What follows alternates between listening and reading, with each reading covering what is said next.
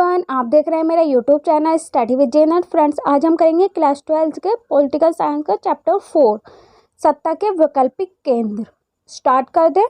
शीत युद्ध युद्धोत्तर विश्व में विश्व पटल पर कुछ ऐसे संगठनों तथा देशों ने प्रभावशाली रूप से अंतर्राष्ट्रीय राजनीति में महत्वपूर्ण भूमिका निर्वहन करना प्रारंभ किया, जिससे ये स्पष्ट होने लगा कि ये संगठन तथा देश अमेरिका की एक ध्रुवीयता के समक्ष विकल्प के रूप में देखे जा सकते हैं। तो फ्रेंड्स, मैंने इसके 3 चैप्टर ऑलरेडी अपलोड कर चुकी हूँ। अगर आपने अभी वॉच नहीं किया तो first of all video lecture को वॉच कर लें, देन चैप्टर 4 को वॉच करें। तो स्टार्ट करते। सत्ता के वैकल्पिक केंद्र क्या है? यूरोपीय संघ, आसियान और चीन। तो शीतोत्तर विश्व में क्या होता है? पटल पर कुछ ऐसे संगठनों तथा शेषों में प्रभावशाली रूप से अंतर्राष्ट्रीय राजनीति में महत्वपूर्ण भूमिका निर्वहन करना प्रारंभ किया, जिससे कि ये स्पष्ट होने लगा कि ये जो संगठन है वो देश के अमेरिका की एक ध्रुवीयता के समक्ष के विकल्प के रूप में देखे जा सकते हैं। तो यूरोपीय संघ क्या है? उस आसियान और डिटेल में पढ़ेंगे हम इसे, और आसियान और चीन। अमेरिका ने यूरोप की अर्थव्यवस्था के पुनर्गठन के लिए बहुत मदद की। जो अमेरिका था उन्हें यूरोप की अर्थव्यवस्था के पुनर्गठन के लिए बहुत मदद की। इसे मार्शल योजना के नाम से जानते हैं। और जो गठन की मदद की, यूरोप की अर्थव्यवस्था के पुनर्गठन के लिए जो मदद की, उसे क्या कहा गया? इसे मार्शल योजना के नाम से जाने जाते हैं। इसे मार्शल योजना के नाम से जाने जाते हैं। और 1948 में मार्शल योजना के तहत यूरोपीय आर्थिक सहयोग संगठन की स्थापना की गई। और 1948 में यूरोपीय आर्थिक सहयोग संगठन की स्थापना की गई, जिसके माध्यम से पश्चिमी यूरोप के देशों को आर्थिक मदद की गई। जिसके माध्यम से पश्चिमी यूरोप के देशों की इससे आर्थिक मदद की गई। और 1957 में 6 देशों फ्रांस, पश्चिम जर्मनी, इटली, बेल्जियम, नीदरलैंड और लग्जमबर्ग ने रोम संधि के माध्यम से यूरोपीय आर्थिक समुदाय EEC और यूरोपीय एटम ऊर्जा समुदाय का गठन किया। 1957 में 6 देशों ने, फ्रांस, पश्चिम जर्मनी, इटली, बेल्जियम, नीदरलैंड और लग्जमबर्ग ने रोम संधि के माध्यम से यूरोपीय आर्थिक समुदाय EEC और यूरोपीय एटम ऊर्जा के समुदाय का गठन किया। और 19 जून 1979 में यूरोपीय पार्लियामेंट के गठन के बाद यूरोपीय आर्थिक समुदाय ने राजनीतिक स्वरूप लेना शुरू कर दिया।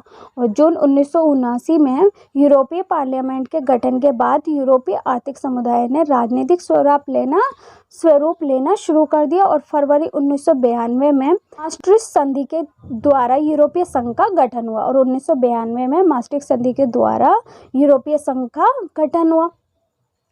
तो उम्मीद है फ्रेंड्स ये समझ में आ गया होगा। अब देखते हैं क्षेत्रीय संगठन। क्षेत्रीय संगठन क्या है? क्षेत्रीय संगठन ऐसे संगठन होते हैं जो कुछ विशेष देशों के लिए कार्य करते हैं। क्षेत्रीय संगठन ऐसे संगठन होते हैं जो कुछ विशेष देशों के लिए कार्य करते हैं, और इनमें शामिल देशों की संख्या कम होती है। और इनमें शामिल देशों की संख्या जो होती है वो कम होती है, और ये इन्हीं देशों के लिए काम करते हैं। और ये इन्हीं देशों के लिए काम करते हैं, जैसे कि आसियान, यूरोपीय संघ, सार्क, ब्रिक्स आदि के लिए। क्या क्षेत्रीय संगठन ऐसे संगठन होते हैं जो देशों के लिए कार्य करते हैं, और उसमें शामिल देशों की संख्या कम होती है, और इन्हीं देशों के लिए काम करते हैं, जो कि है आसियान, यूरोपीय संघ, सार्क, ब्रिक्स आदि। और चीन ने 1978 में मुक्त द्वारा नीति अपनाई, देंग शाओपिंग के नेतृत्व में। देखते हैं क्षेत्रीय संगठन के उद्देश्य। क्षेत्रीय संगठन के उद्देश्य क्या है? पहले पढ़ा था हमने कि क्षेत्रीय संगठन क्या है, और अब पढ़ेंगे क्षेत्रीय संगठन के उद्देश्य। अपने इलाके के विकास के लिए काम करना। क्षेत्रीय संगठन के क्या उद्देश्य है? कि अपने इलाके के विकास के लिए काम करना, अपने इलाके के विवादों को शांतिपूर्ण ढंग से सुलझाना, और अपने इलाके के विवाद को शांतिपूर्ण ढंग से सुलझा लेना, और क्षेत्र के विकास के लिए आर्थिक नीति बनाना। और क्षेत्र के विकास के लिए आर्थिक नीति बनाना। व्यापार को बढ़ावा देना, मुक्त व्यापार। राजनीति में सुधार लाना। क्या क्या है क्षेत्रीय संगठन के उद्देश्य? कि इलाके के विकास के लिए काम करना, विवादों को शांतिपूर्ण ढंग से सुलझा लेना, और क्षेत्र के विकास के लिए आर्थिक नीति बनाना, व्यापार को बढ़ावा देना, और राजनीति में सुधार लाना।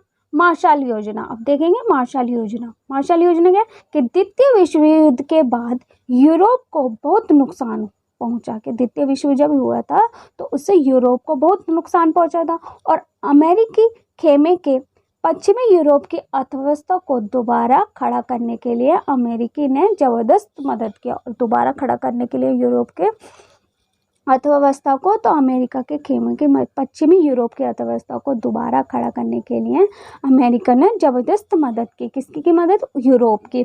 और मार्शल योजना के तहत 1948 में यूरोपीय आर्थिक सहयोग संगठन की स्थापना हुई। और मार्शल योजना के तहत 1948 में यूरोपीय आर्थिक सहयोग संगठन की स्थापना हुई। और 1949 में यूरोपीय परिषद राजनीतिक मामलों की देखरेख की गई। और 1929 में यूरोपीय परिषद राजनीतिक मामलों की देखरेख की गई। और 1957 में यूरोपीय इकोनॉमिक कम्युनिस्ट का गठन की गया। और 1957 में यूरोपीय इकोनॉमिक कम्युनिस्ट का गठन किया गया। आते हैं 1992 में यूरोपीय संघ बना। और 1992 में यूरोपीय संघ बन गया था। और यूरोपीय संघ की अपनी विदेशी नीति, साझी मुद्रा, सुरक्षा नीति आदि थी। के यूरोपीय संघ की जो अपनी विदेशी नीति थी वो साझी मुद्रा और सुरक्षा नीति आदि थी। विश्व युद्ध के बाद जो यूरोप को बहुत नुकसान पहुंचा था तो अमेरिका ने इसकी मदद की। किसकी मदद की थी? यूरोप की। और 1948 में यूरोपीय आर्थिक सहयोग संगठन की स्थापना हुई। और 1949 में यूरोपीय परिषद राजनीतिक मामलों की देखरेख की गई। 1957 में यूरोपीय इकोनॉमिक कम्युनिस्ट का गठन किया गया। फ्रेंड्स, सनें लिखने बहुत इंपॉर्टेंट होती है एग्जाम में, इन सनों को अच्छे से कर लेना।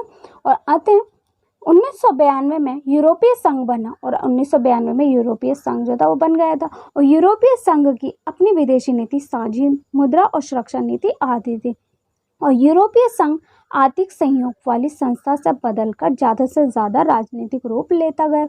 और जो यूरोपीय संघ था वो आर्थिक सहयोग की जगह संस्था बदलकर ज़्यादा से ज़्यादा वो राजनीतिक रूप लेता गया। तो फ्रेंड्स, ये भी आपको अच्छे से समझ में आ गया कि मार्शल लॉ ने क्या क्या किया और क्षेत्रीय संगठन के उद्देश्य क्या थे, क्षेत्रीय संगठन है क्या। तो उम्मीद है फ्रेंड्स ये आपको समझ में आ गया। और नेक्स्ट टॉपिक देखते हैं। नेक्स्ट टॉपिक, यूरोपीय संघ। द्वितीय विश्व युद्ध की समाप्ति के बाद यूरोप की स्थिति को लेकर कई यूरोपीय नेताओं में दुविधा थी। यूरोपीय संघ में क्या है कि द्वितीय विश्व युद्ध की जब समाप्ति हुई थी तो उसमें यूरोप की स्थिति को लेकर कई यूरोपीय नेताओं में दुविधा थी। और द्वितीय विश्व युद्ध ने उस संरचना को तोड़ दिया। और द्वितीय विश्व युद्ध ने उस संरचना को तोड़ दिया जिस पर यूरोपीय राज्यों ने अपने संबंधों को आधारित किया था, जिससे कि यूरोपीय राज्यों ने अपने संबंधों को आधारित किया था।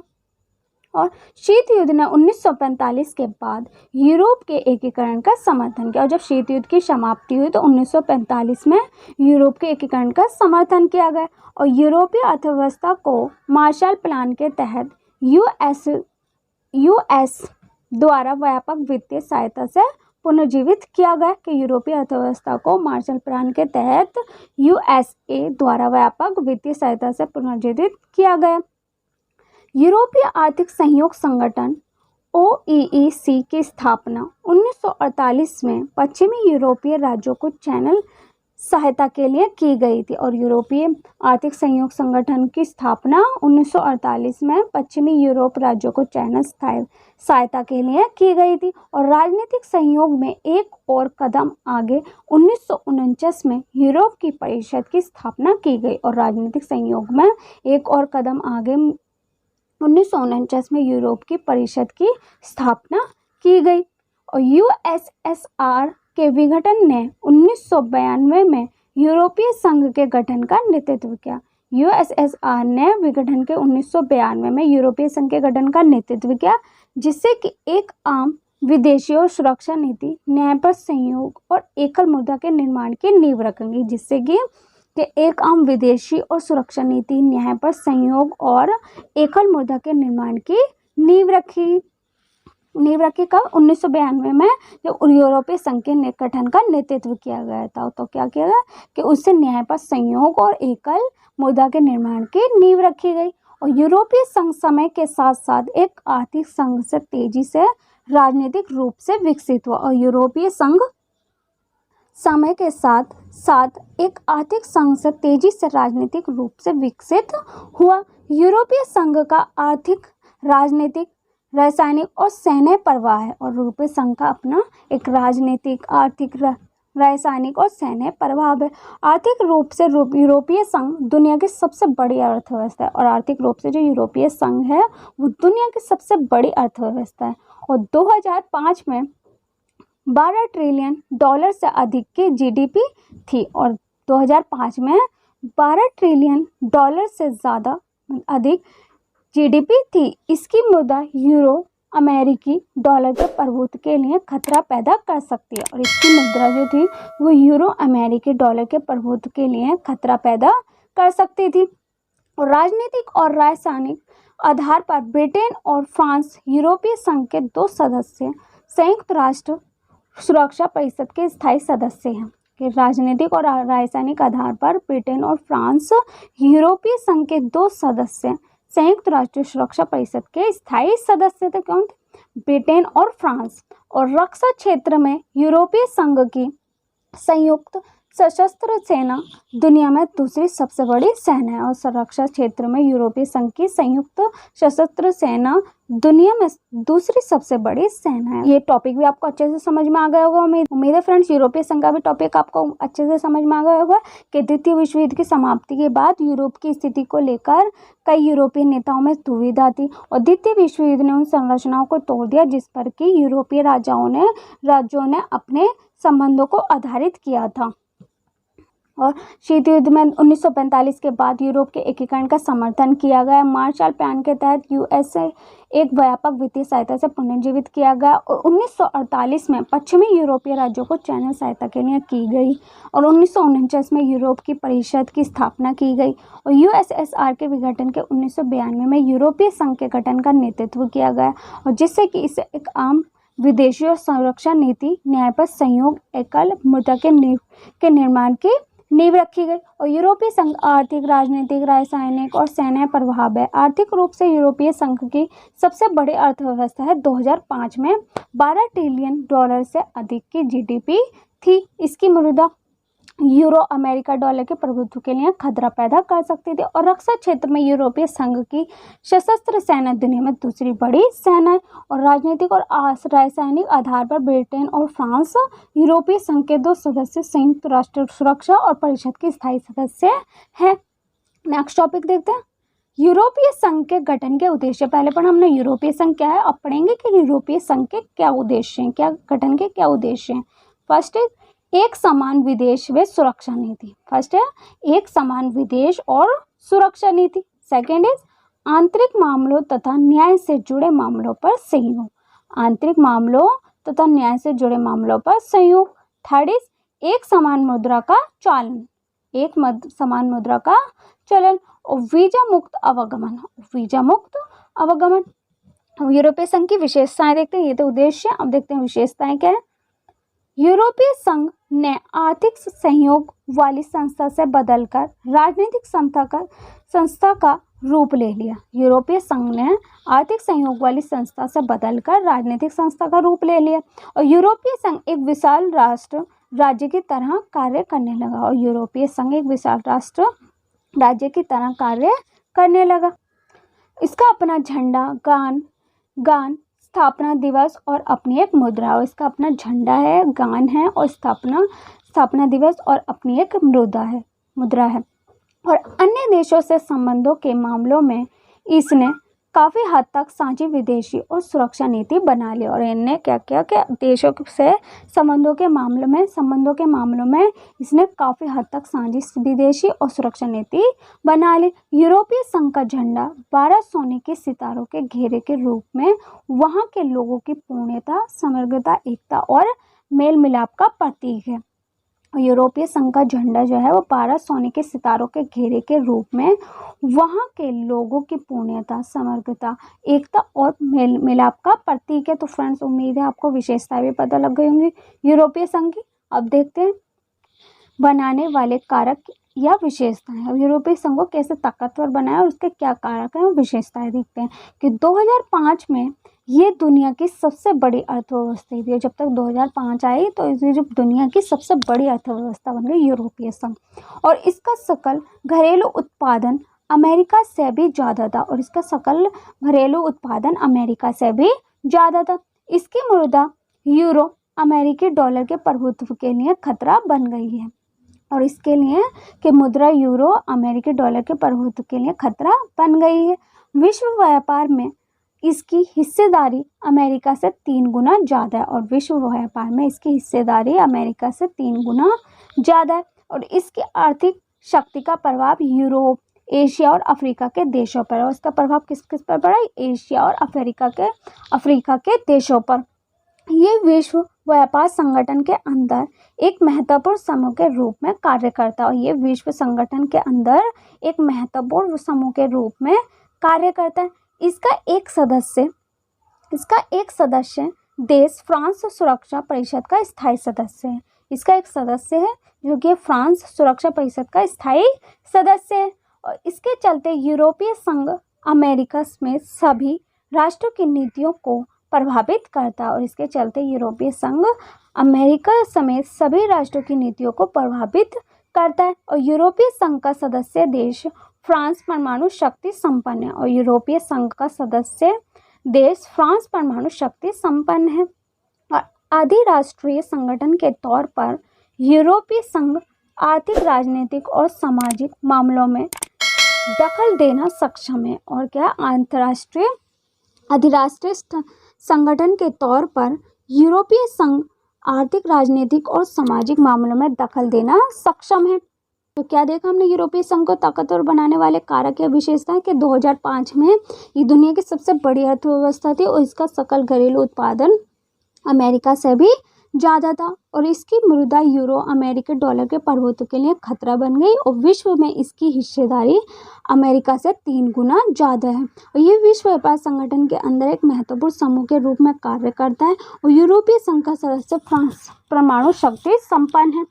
अधिराष्ट्रीय संगठन के तौर पर यूरोपीय संघ आर्थिक, राजनीतिक और सामाजिक मामलों में दखल देने में सक्षम है। तो उम्मीद है फ्रेंड्स, ये आपको कारक भी पता लग गए होंगे यूरोपीय संघ के। अब देखते हैं इसकी कमजोरियां क्या हैं। यूरोपीय संघ की कमजोरियां, इसके सदस्य देशों की अपनी विदेश और रक्षा नीति है। इसके सदस्य देशों की अपनी विदेश और सुरक्षा नीति है, जो कई बार एक दूसरे के खिलाफ भी होती है, और जो कई बार एक दूसरे के खिलाफ भी होती है, जैसे कि इराक पर हमले के मामले। यूरोप के कुछ हिस्सों में यूरो मुद्रा को लागू करने को लेकर नाराजगी है, और यूरोप के कुछ हिस्सों में यूरो मुद्रा को लागू करने के लिए नाराजगी है। और डेनमार्क और स्वीडन ने maastricht संधि और साझी यूरोपीय मुद्रा यूरो को मानने का विरोध किया। और डेनमार्क और स्वीडन ने maastricht संधि और साझी यूरोपीय मुद्रा यूरो को मानने का विरोध किया। यूरोपीय संघ के कई सदस्य देश अमेरिकी गठबंधन में थे, और यूरोपीय संघ के जो कई देश थे वो अमेरिकी गठबंधन में थे।